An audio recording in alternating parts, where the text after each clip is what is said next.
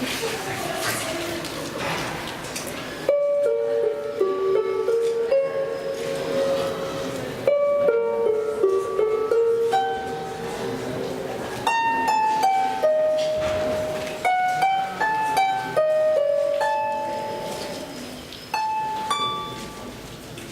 à tous, ici le lycée du Parc à Lyon.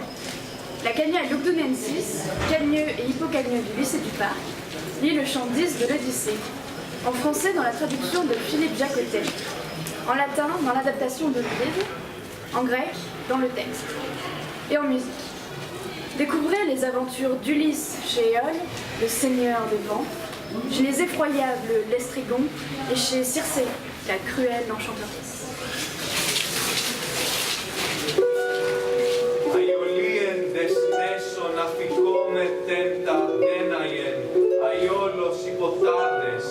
Φίλος ατανατόηση θεόηση, λωτέ ενινέσου, πάσαντε και μην περιτέικος κάλχεων άρεκτον λυσέ, δαναντέντρομε πέτρε.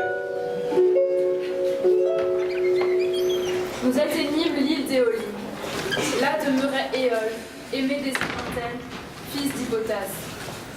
L'île flottait.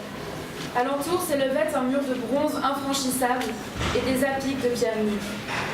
Éole a 12 enfants, qui sont tous nés dans le palais, 6 filles d'une part, 6 fils de l'autre à l'âge d'homme.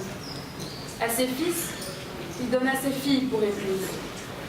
Eux, auprès de leur père et de leur souveraine mère, toujours festoient. On voit des plats par milliers devant eux. La maison retentit de cris dans la fumée des graisses, jour après jour.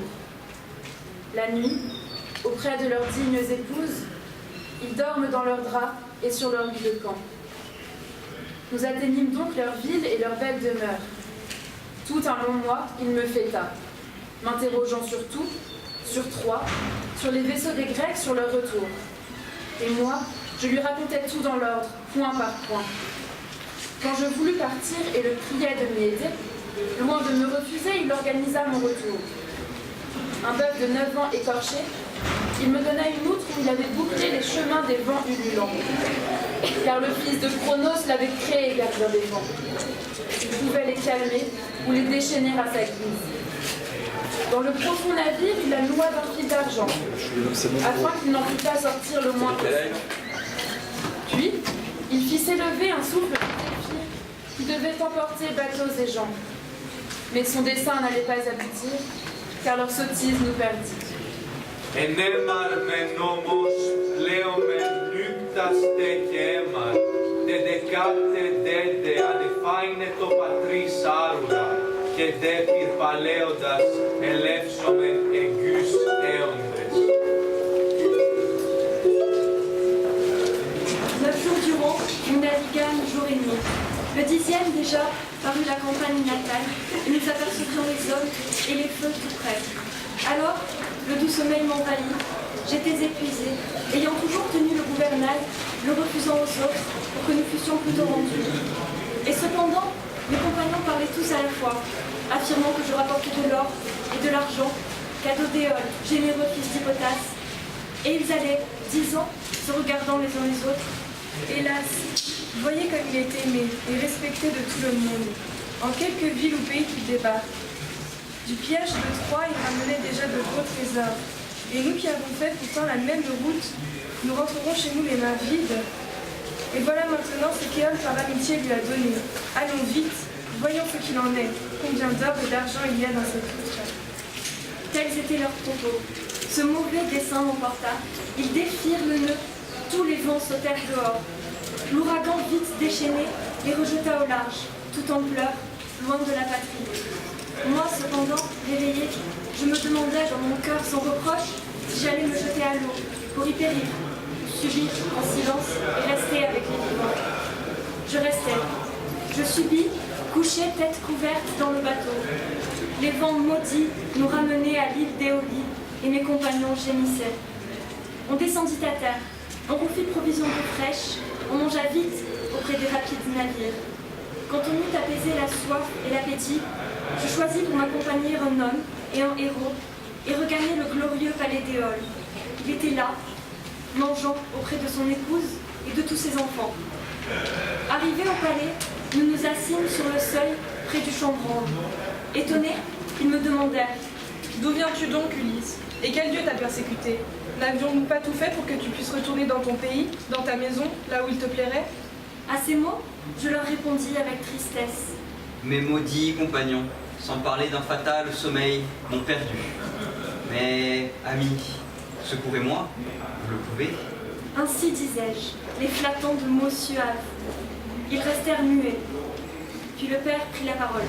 Hors de l'île au plus vite, ô rebut des vivants. Il ne m'est pas permis d'aider ni de guider un homme que poursuit la haine des dieux bienheureux. Sur ces mots, le roi me chassa malgré mes plaintes. Nous reprîmes alors la mer avec tristesse.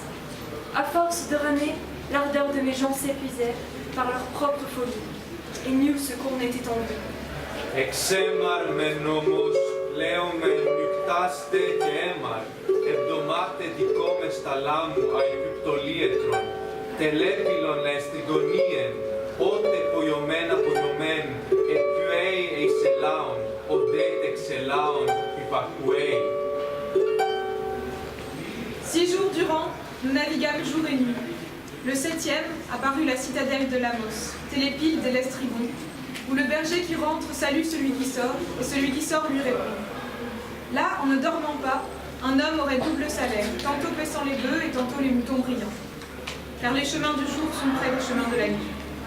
Là, quand on atteignit le fameux port, où des falaises élèvent leurs remparts d'un côté et de l'autre, où 2 caps allongés se faisant vis-à-vis s'avancent vers l'entrée, et l'accès est étroit, on y fit pénétrer les navires en arc.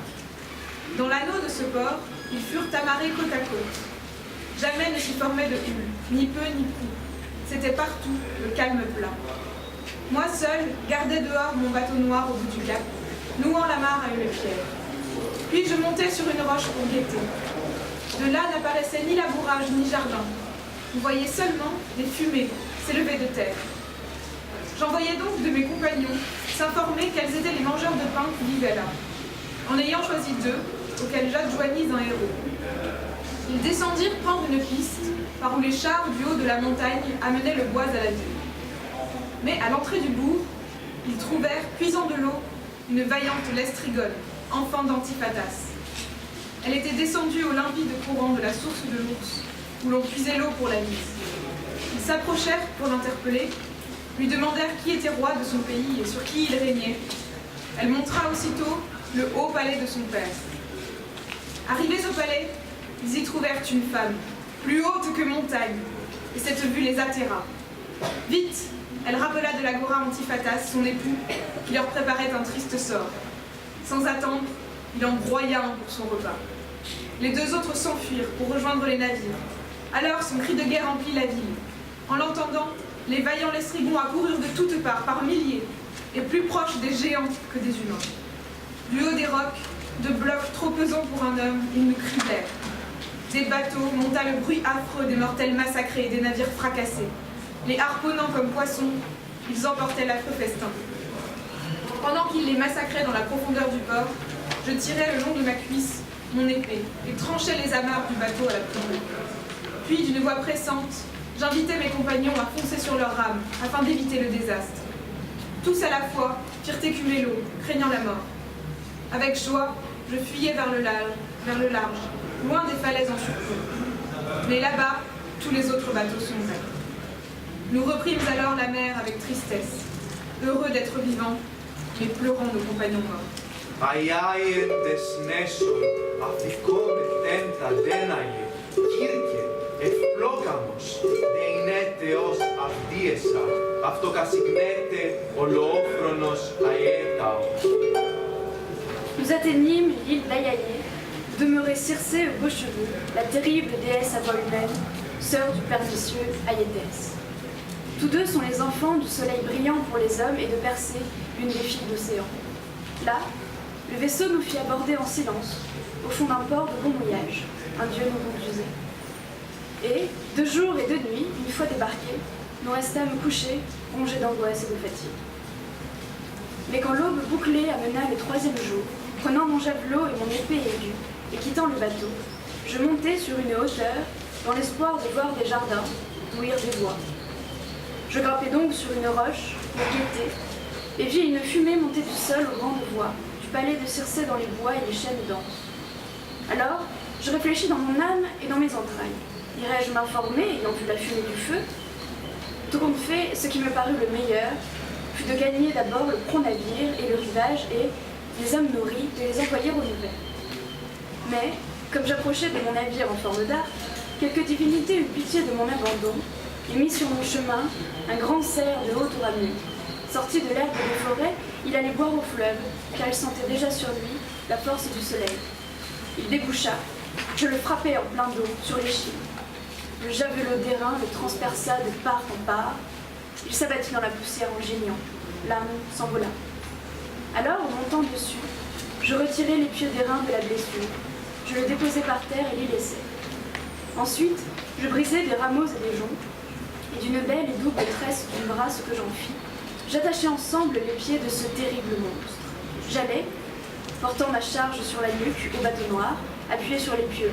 Je n'aurais pas pu le porter d'une main sur l'épaule, car c'était une bête énorme. L'ayant jeté au pied du bateau, j'éveillai mes hommes, puis allai de l'un à l'autre avec ces douces paroles.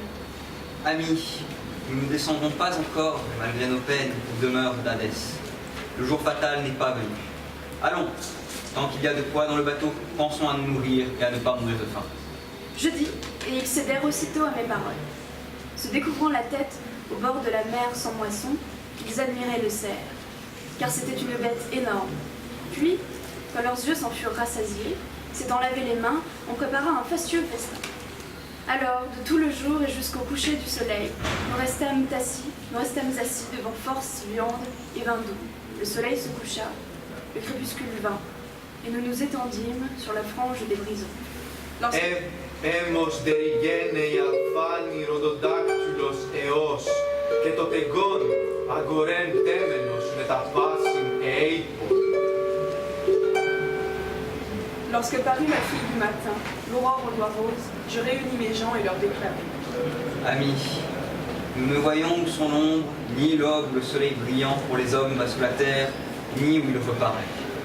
Examinons donc au plus vite s'il demeure une issue. Pour moi, je n'en vois pas.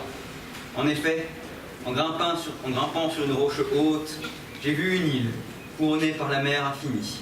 Elle est basse, et j'ai aperçu une fumée en son milieu, parmi des bois et d'épaisses chênaies. En entendant ces mots, chacun sentit son cœur se rompre. Il pensait aux exploits d'Antiphatas de l'Estrigon, aux violences du valeureux Cyclope mangeur d'hommes.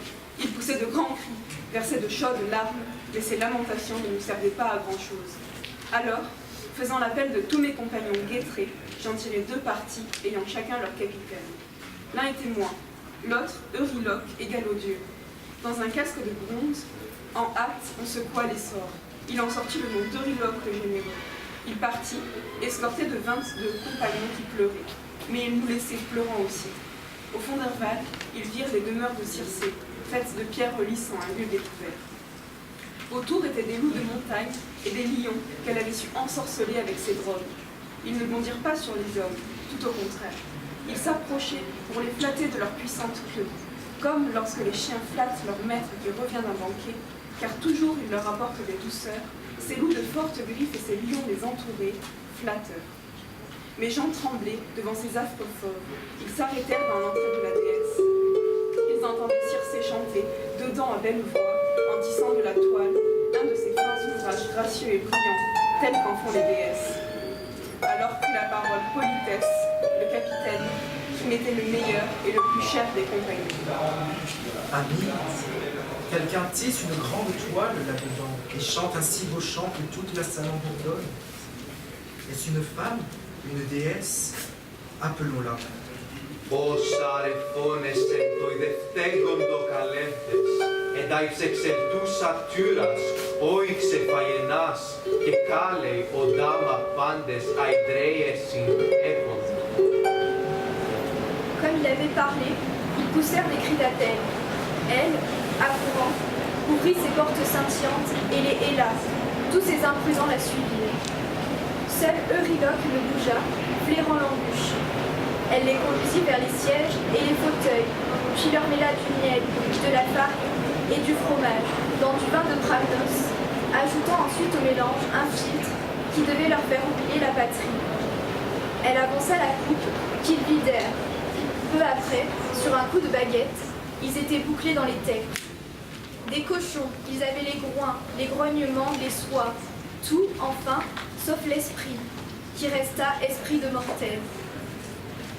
Accipimus sacra data popula dextra, quae simularentis scientes lausimos ore, et petilit sumos virga dea dira capillos, et fudent, et referam, saetis orrescere coetum, neciam posse loqui, proverbis edere raucum murmur et in terram toto procumbere vultus, oscum eum sensi pandocales cere rostro, quae tu meritoris, et tua modo popula partes sumta mi fuera, illa vostigia fecit cumque adem pacis, tantum medicamina possum. Claudo Ada. Ainsi bouclés, ils larmoyaient, et Circé leur jetait des glands, des faines et des fruits de cornulier, tout ce que mangent les cochons vautrés à terre. Euryloque revint en hâte au croiseur noir, pour m'informer du sort sans douceur de nos gens. Mais il ne pouvait dire un mot, quel qu'en fût son désir. Le cœur frappé d'une trop lourde peine, ses yeux se remplissaient de larmes, il ne pensait plus qu'à gémir. Mais lorsque, stupéfaits, nous l'eûmes tous interrogé, il nous conta la perte de ses compagnons. Nous avions à ton gré passé les chaînes, noble Ulysse. Nous trouvâmes alors, dans un vallon, un beau palais. Là, tissant au métier, quelqu'un chantait d'une voix claire, femme de déesse. Ils l'appelèrent à grands cris. Elle, accourant, ouvrit ses portes scintillantes et nous héla. Tous ces imprudents la suivirent. Moi seul restais dehors, ayant flairé l'embûche. Toute la troupe a disparu. Pas un d'entre eux n'est ressorti. Je suis resté longtemps à épier. À ces mots, je jetai sur mes épaules mon grand glaive de bronze à clous d'argent.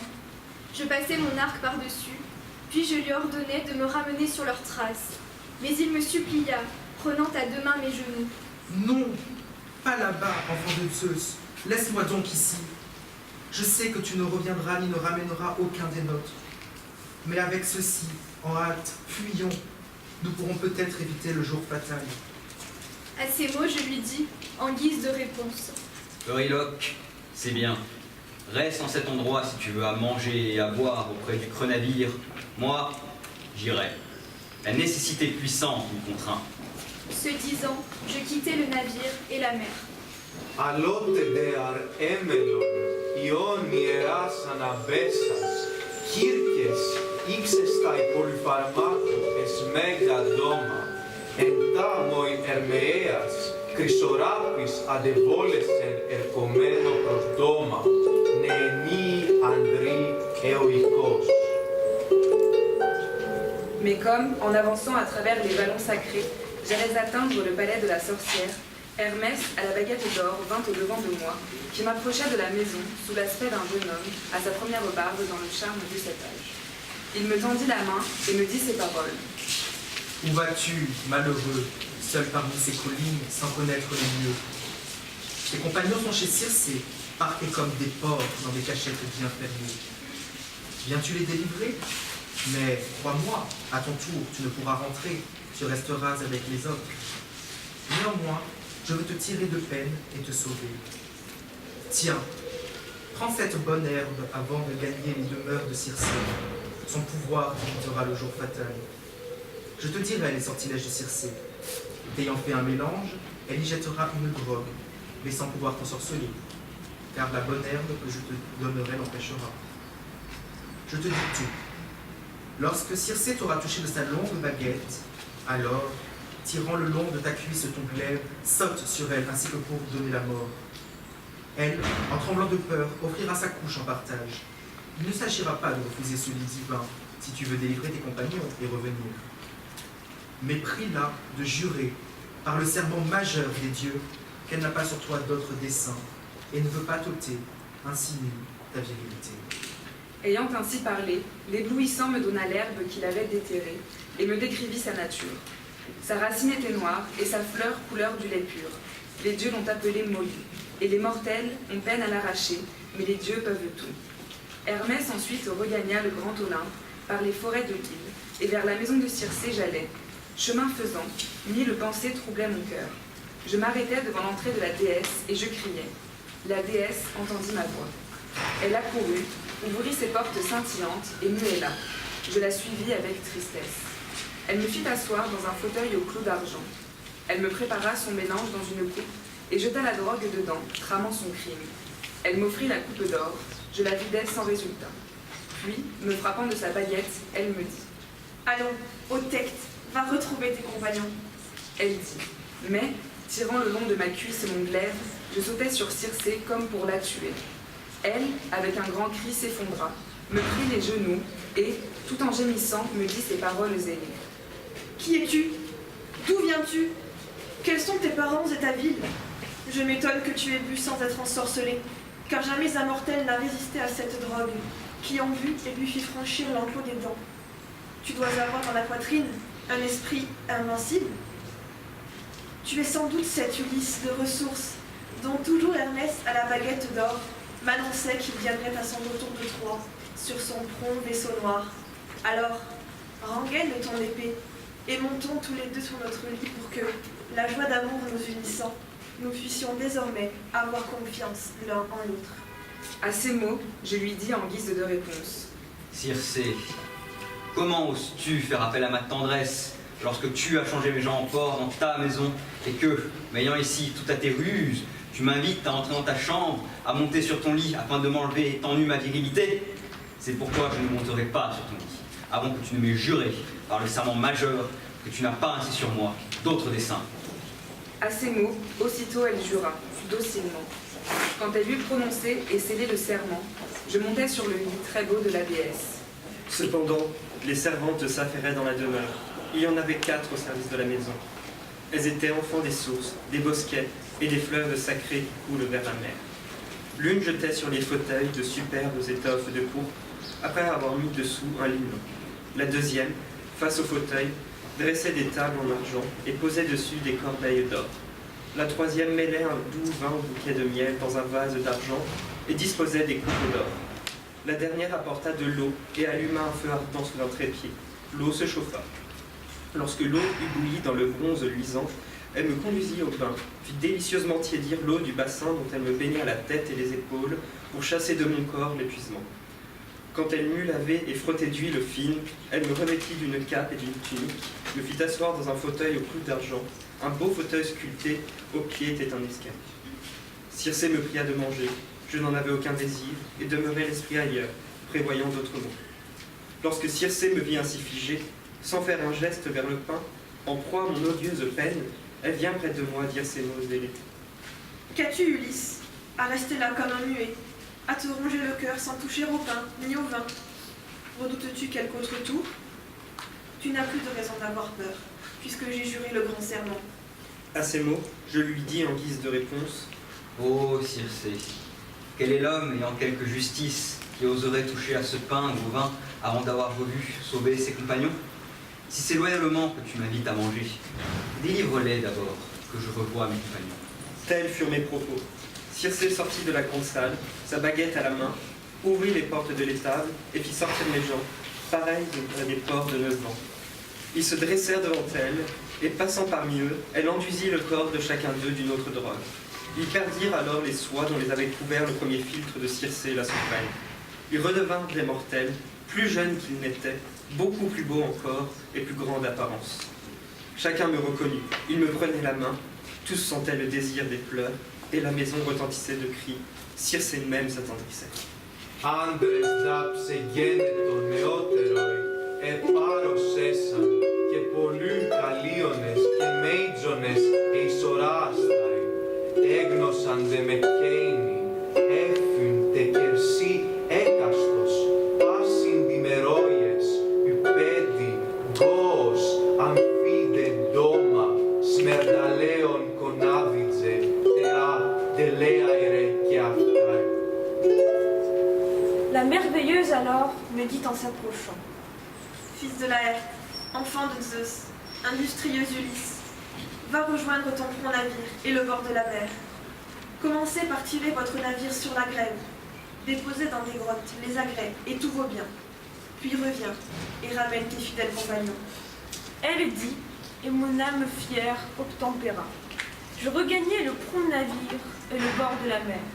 Je retrouvai au prompt vaisseau mes compagnons fidèles, gémissant piteusement et pleurant à chaudes larmes. Comme les veaux des parcs vont tous ensemble bondissant au-devant du troupeau des vaches rentrant à l'étable, quand elles sont rassasiées d'herbe, et même les enclos ne les retiennent plus, avec des meuglements, ils courent tout autour de leur mère. Eux de même, quand ils me virent, éclatèrent en pleurs. Il semblait à leur âme qu'ils eussent retrouvé leur pays, leur cité, dans la rocheuse Ithaque, où ils grandirent et naquirent. Et tout en gémissant, ils me disaient ces mots aimés. À te voir de retour, enfant de Zeus, nous exultons autant que si nous retrouvions Ithaque, la patrie. Mais allons, conte-nous la fin des autres compagnons. À ces mots, je leur répondis avec douceur. Commençons par tirer notre navire sur la grève. Déposons dans des grottes les agrès et tous nos biens. Puis vous tous, hâtez-vous de venir avec moi, revoir nos compagnons dans le saint logis de Circé, mangeant, buvant, ayant de tout en abondance. Je dis, et ils cédèrent aussitôt à mes paroles. Seul, Euryloque s'efforça de me les retenir. Où allez-vous, malheureux? Désirez-vous votre perte? Descendons chez Circé. Elle nous changera tous en cochons ou en lions ou bien en loups pour que nous lui gardions bon gré mal gré son beau palais, comme fit le géant quand vint à sa bergerie nos compagnons avec l'audacieuse Ulysse. C'est à cause de lui, de ses fureurs qu'ils ont péri. À ces mots, je délibérai dans mes entrailles si, tirant mon épée au long de ma cuisse puissante, j'allais lui trancher la tête et la faire rouler à terre, malgré qu'il fût de mes parents. Mais tous mes compagnons, avec douceur, chacun de son côté, me retenaient. Enfant de Zeus, laisse-le donc, si tu veux bien. Qu'il reste là, près du navire, et qu'il le garde. Nous autres, conduis-nous au palais sacré de Circé.